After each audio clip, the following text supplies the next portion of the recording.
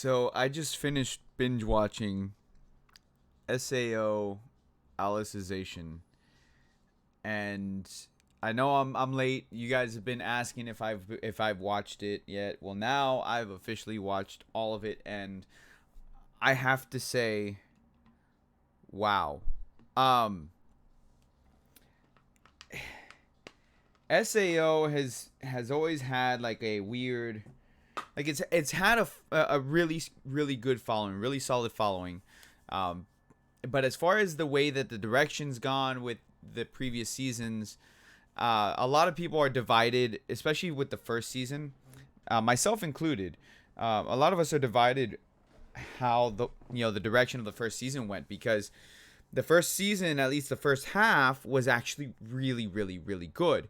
Now the second half of the first season was kind of meh, and then we had Gun Gale Online, which was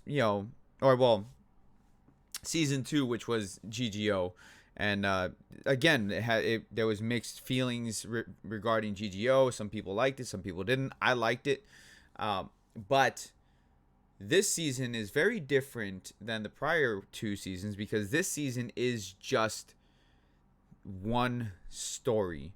It's not multiple stories like the first season and the second season. This is just one season, or one main story, excuse me, and it's fantastic. The way that they decided to tell the story. The only complaint that I have regarding the story so far is the way that they handled the real world versus the virtual world that Kirito's in, which is Underworld. And there's going to be spoilers in this video, guys. I just want to go ahead and let you know, if you have not seen season 3 of SAO, or SAO alicization, go watch it.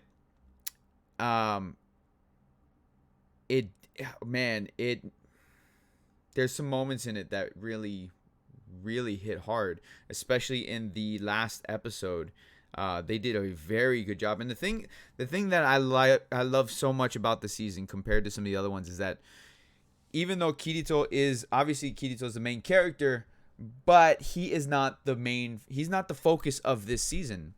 Um, you know, like prior seasons where he is the focus, and then eventually, in some parts we have like other characters that are featured more predominantly over Kirito. But this season, even though Kirito is one of the main characters, his spotlight is shared with Eugeo, which I joke around. If you guys join me on my live streams and whatnot, I joke around, and I call him Yu-Gi-Oh, because I mean they're pronounced the same.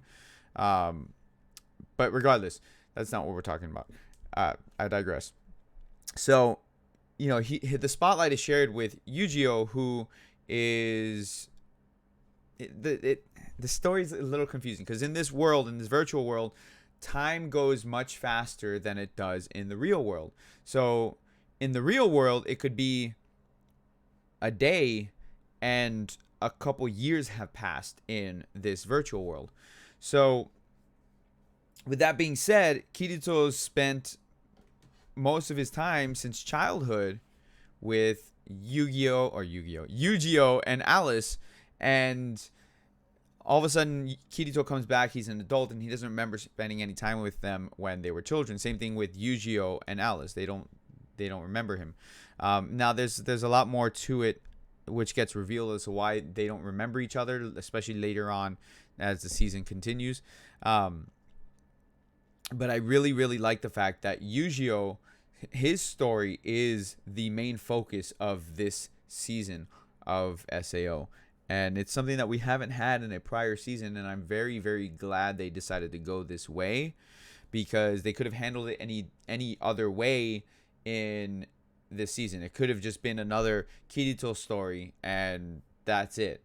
Now, granted, the ending of it does change the focus. It puts the focus now from Eugeo back to Kirito at the very end, and that's the thing too, because the anime starts with Kirito. It starts with him. It explains what happens. He gets attacked, and he gets into a coma and he's suffering from brain damage. So he's put into this virtual world so that way they can kind of recover his memories and recover and help him to recover. So that way he's better. So he was attacked. I believe they said from a member of Laughing Coffin, and so while he's in recovery, he's living out a full life in this virtual world. From when they were kids all the way to teenagers. They don't specifically say their age, but it's safe to assume that they're teenagers or maybe barely adult. But regardless, it doesn't matter.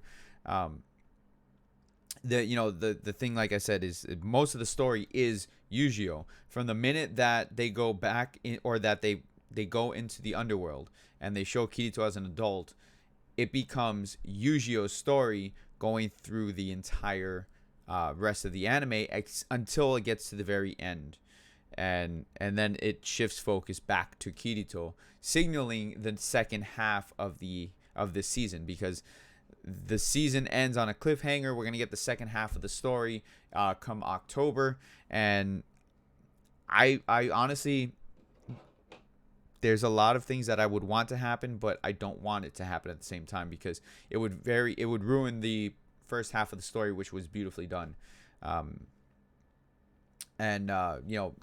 Like I said, there were spoilers. I'm gonna spoil something here for you guys right now. If you have not watched it, I'll give you a couple seconds to maybe click off or whatever. 3, 2, 1. Eugeo dies at the end, and it's very, very emotional when it happens. They did a very good job of conveying his feelings towards Alice, his feelings towards Kirito, the relationship that him and Kirito have. Them growing up as children, finally remembering everything that they've been through together, and remembering their childhood together. And when you think about it, they've been together for so many years. You can assume 10 years or so that they've known each other.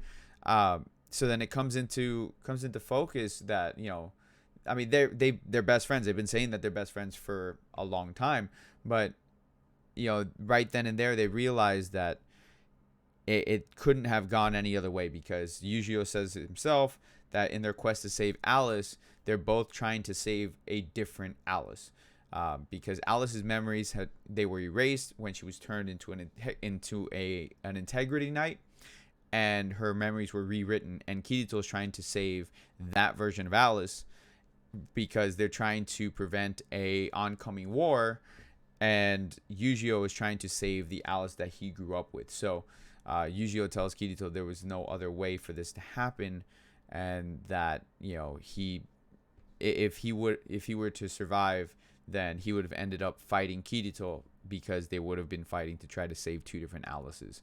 And I think that was beautifully written. Now